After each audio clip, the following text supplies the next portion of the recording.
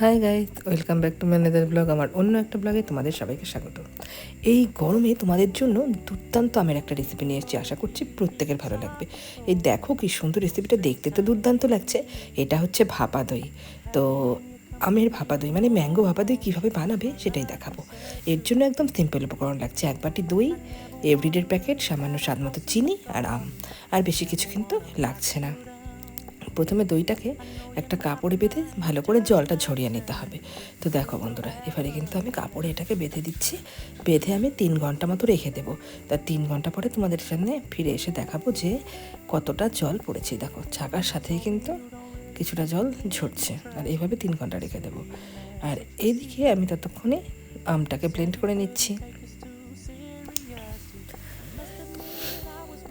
আমের মধ্যে স্বাদ মতো চিনিটা দিয়েও কিন্তু আমি একসঙ্গে পুরো ব্লেন্ড করে ফিরে এলাম। দেখুন বন্ধুরা, খুব সুন্দর ব্লেন্ড হয়ে গেছে। এইবার 3 ঘন্টা অলরেডি হয়ে গেছে। দেখুন দইয়ের থেকে কতটা জল ঝরেছে।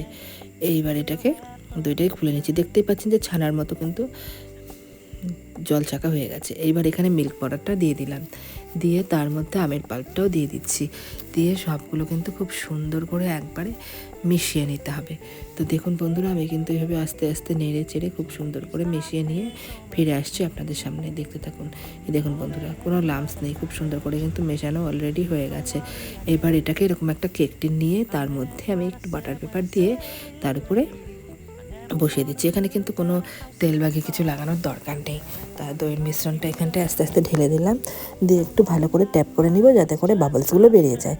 এবার একটা কড়াইতে জল ফুটে উঠলে তার উপরে স্ট্যান্ড দিয়ে এই মিশ্রণটা বসিয়ে দিলাম, দিয়ে ঢাকা দিয়ে দিয়েছি। ফিরে আসছি 15 মিনিট পর। 15 মিনিট বাদে বন্ধুরা তোমাদেরকে একটুখানি খুলে দেখাবো। এই দেখো বন্ধুরা, ঢাকা খুলে নিলাম। এবার একটু টুথপিক দিয়ে দিলাম। তো সামান্য লেগে আসছে, তো 8-10 মিনিট রেখে দেবো। আর 10 মিনিট পরেই দেখো বন্ধুরা, কোনো কিছুই কিন্তু আর লেগে নেই।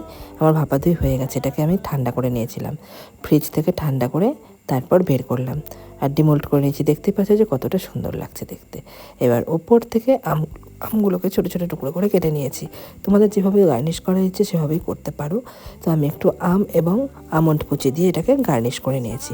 দেখতেই পাচ্ছ বন্ধুরা যে দেখতে কতটা সুন্দর হয়েছে। আর দেখতে যতটা সুন্দর হয়েছে না বন্ধুরা, খেতে তো অসাধারণ হয়। তো তোমাদের সবাইকে বলবো, এই ম্যাঙ্গো ভাপা দইটা তোমরা একবার বানিয়ে খেয়ে দেখো, দুর্দান্ত লাগবে। আর ঠান্ডা ঠান্ডা এই গরমে একদম প্রাণ জুড়িয়ে যায়। তো কেমন লাগলো আমাকে অবশ্যই কমেন্টে জানাবে। আরও বেশি করে আমার চ্যানেলের লিঙ্কটা আত্মীয় স্বজন বন্ধুবান্ধব সবাইকে শেয়ার করে দিও। আর একটুখানি সাবস্ক্রাইব করে আমাকে এগিয়ে যেতে সাহায্য করো। ধন্যবাদ।